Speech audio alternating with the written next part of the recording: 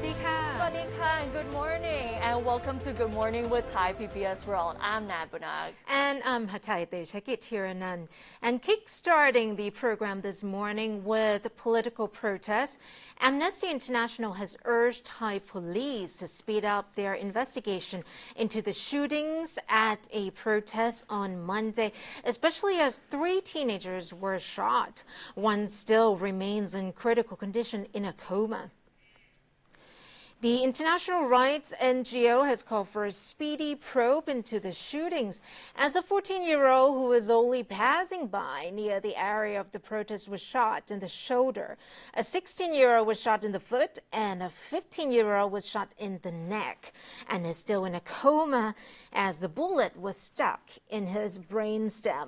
Police insisted, though, they did not use live rounds and that it was someone else, the so-called third party. They said that only rubber bullets have been used, and the father of the 14-year-old boy has filed a complaint with the police to demand the culprit be brought to justice. The 14-year-old is now safe, though, and was discharged from hospital yesterday, though the incident took place around the same time as the violent clash between hardcore protesters and police on Monday. The victim believes he was shot by some other teenagers who were not really involved in the demonstration. The boy was actually on his way home on a motorbike when he passed a group of teenagers near the police station and was attacked. It was discovered later that he had been hit with a round from a firearm. Meanwhile, police have arrested 3 anti-government protesters, including a leader of the vocational students who formed the hardcore element of the Talukfa demonstrators engaged in street battles with the police in the past weeks. 2 police officers were injured during the clashes with protesters from the Talukfa group at Dindang intersection on Wednesday. And police also repeated their stance again to the parliamentary committee. Yesterday, Kunat, the committee is actually on justice and human rights, that the crowd control measures, which include the use of rubber bullets, tear gas, water cannons, and batons, are within international standards after being summoned to clarify their conduct by the committee following reports by members of the media that they have also been impacted. Right, and police officers have instructed reporters to duck when they fire the weapons in recent protests, which is very helpful as of course, it is no fun at all being hit by those weapons, whether it's rubber bullets or water cannons. And many of the international human rights groups believe that police should not be using force against the people, and that includes people of the media as well. Exactly. Because, but we actually see something quite interesting where police were quite helpful to reporters, instructing them to actually try to avoid the area of the clash and not to get also impacted by such weapons. Exactly. And now let's move on to the issue of COVID-19 vaccines. And we're still going to keep talking about it as not everyone has been fully inoculated against the virus yet. Recently, a plan was proposed to mix and match vaccine brands to combat the Delta variant, which has been spreading rapidly across the country. And it seems like there is supporting research to prove that the mix and match vaccines do actually work. A mix and match approach in which a Sinovac vaccine shot is administered as the first jab, followed by AstraZeneca as the second jab, yields better results against the Delta variant of the coronavirus than 2 doses of Sinovac, and as well as the same efficacy as 2 doses of AstraZeneca, according to Thailand's Medical Sciences Department and Sirirat Hospital. Dr. Supakit Sirilak, Director General of the Medical Sciences Department, said that people inoculated with 1 dose of Sinovac and AstraZeneca for the second dose have higher antibody levels compared to those inoculated with 2 doses of Sinovac and the same levels as those inoculated with 2 doses of AstraZeneca. However, AstraZeneca for the first dose and Sinovac for the second dose is not recommended. He also revealed that using AstraZeneca as a third booster dose after having 2 doses of Sinovac will increase the immunity levels by up to 11 times compared to using Sinopharm as the third booster shot, which will increase immunity levels by only 2.5 times. And the testing was done using the plaque reduction neutralization test on 6 group of volunteers. So within the 6 group of volunteers, there are groups that are vaccinated with 2 doses of Sinovac, 2 doses of AstraZeneca. Some have 1 dose of Sinovac and the other of AstraZeneca, and other groups were inoculated with 2 doses of Sinovac and third booster shots as well. So in terms of the vaccination rate in Thailand, more than 25 million doses of vaccine have been administered to date. And of these, a majority or more than half is still the Sinovac from China, followed by 10 million doses of AstraZeneca, 2 million doses of Sinopharm, and about 300,000 doses of Pfizer. And speaking of Sinovac, Thailand has received a total of 24.5 million doses of this Chinese vaccine so far and is still ordering 12 million more doses, even though the initial plan at the beginning of the year was only 2 million doses of the make. And with this, there has been a lot of criticism that the government is ordering this Sinovac vaccine, still more of them, considering studies that prove its lower efficacy, especially against the Delta variant, compared to other vaccines. And back to the issue of the mix and match vaccines. Currently, there are a few countries that are using the mix and match approach to increase herd immunity and to combat the Delta variant. Although the WHO previously said that the idea was a dangerous move as there was not enough data about the health impact of the mix and match idea, many of the countries still decided to go ahead with this idea, including Thailand as well. So we will see more of the Sinovac vaccines. And of course, since we already order up to 61 million doses of AstraZeneca, right, and this mix and match approach seems to be the way forward, especially that we are waiting for mRNA vaccines later in the year. Exactly. So this will be something that is going to be in use in the near future. Right. And let's now take a look at other stories making the headlines in our daily roundup. Turning to COVID infections in prisons, which are still spreading with more than 100 cases reported a day recently, despite the bubble and seal approach, possibly due to the arrivals of new inmates.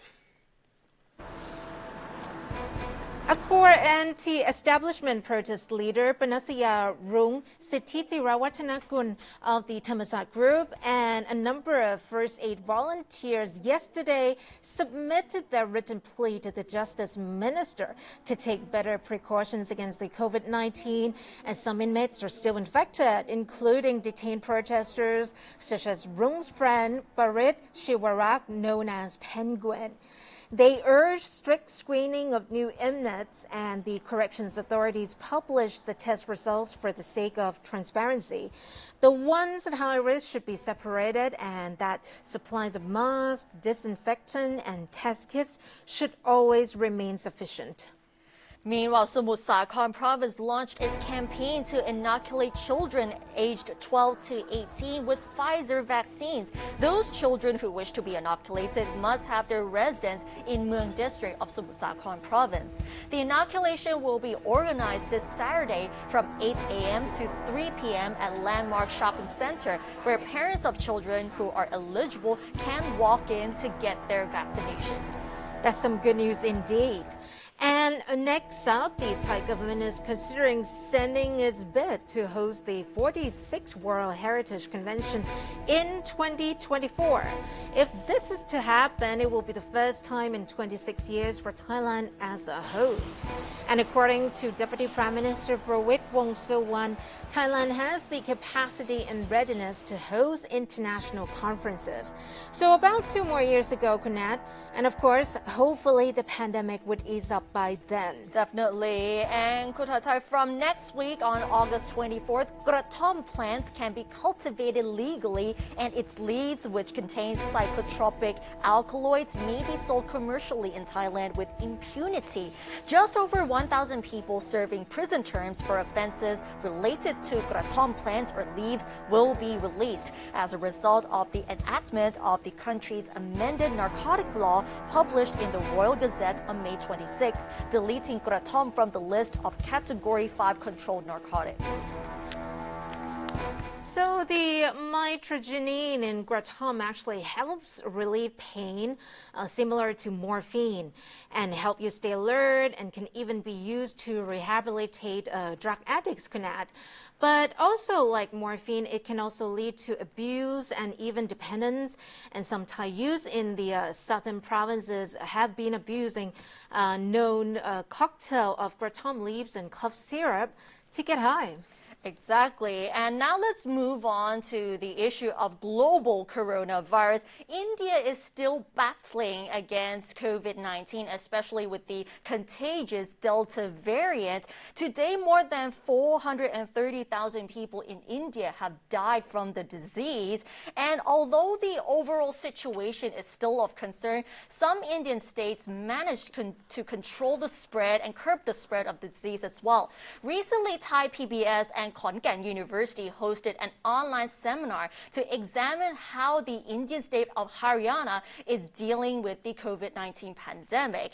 And many of the frontline medical personnel there who joined the seminar explained that the battle against the COVID-19 pandemic is similar to a battle without weapons. Therefore, medics have had to learn and adapt quickly since the first wave of the pandemic, while the second wave is much more severe and it's still ongoing.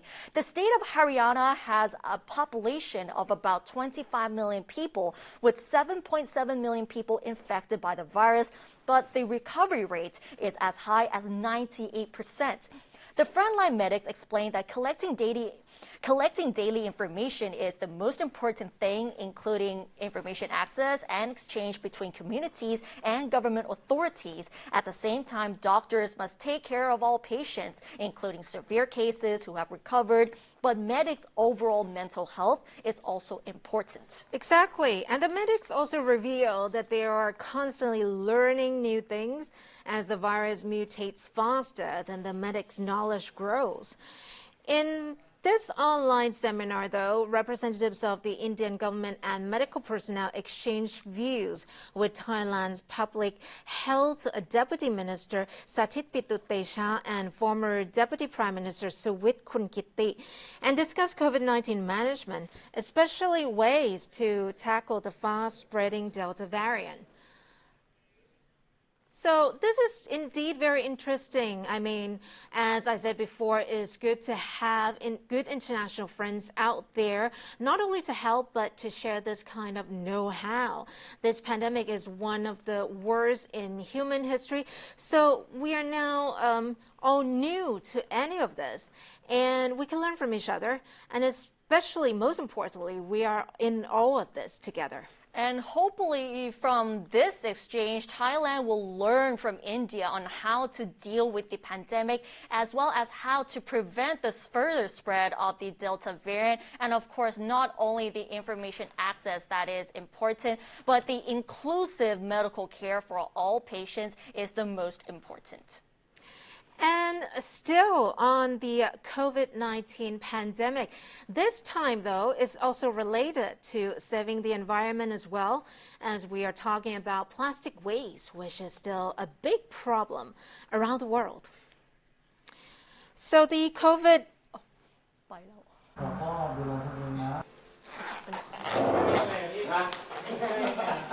The COVID-19 pandemic is driving the demand for personal protection equipment. known as PPE, around the world and is increasing the amount of plastic waste. Today, Thailand is trying to tackle both challenges at once by using plastic waste to make PPE for frontline medical workers.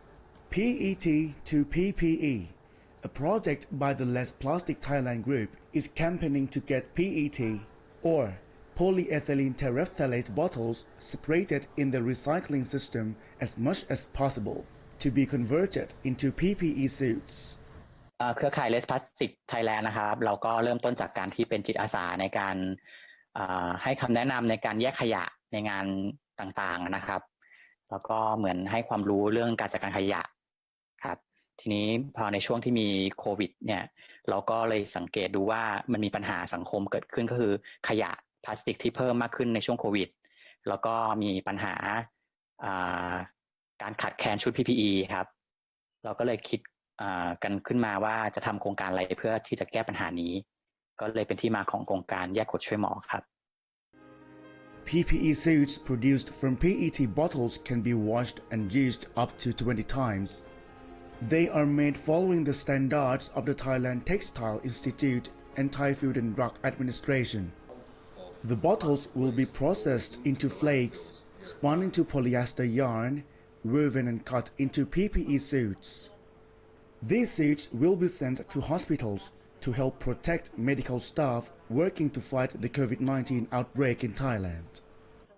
สำหรับขวดพลาสติกที่ใช้ในการทำชุด PPE ได้นะครับก็จะเรียกว่าขวด PET หรือขวดเพชรนะครับลักษณะก็จะเป็นขวดน้ำดื่มขวดเครื่องดื่มต่างๆขวดชาเขียวนะครับที่เป็นลักษณะที่เป็นขวดใสนะครับไม่มีสีนะครับแล้วก็ตรงที่ก้นขวดหรือข้างๆขวดเนี่ยจะมีสัญลักษณ์เบอร์1คร่าวๆนะครับก็จากโครงการ 1-3 เนี่ยเราบริจาคชุดไปกว่า 20,000 ชุดนะครับให้โรงพยาบาลภาครัฐ200 แห่งทั่วประเทศนะครับแล้วก็ใช้ขวดไปถ้าคิดเป็นขนาด600 มิลลิลิตรเนี่ยก็รวบรวมขวดได้ประมาณเกิน 500,000 ขวดที่ไปรีไซเคิลเป็นเส้นได้นะครับ In the next phase, they hope to produce at least 5,000 PPE suits.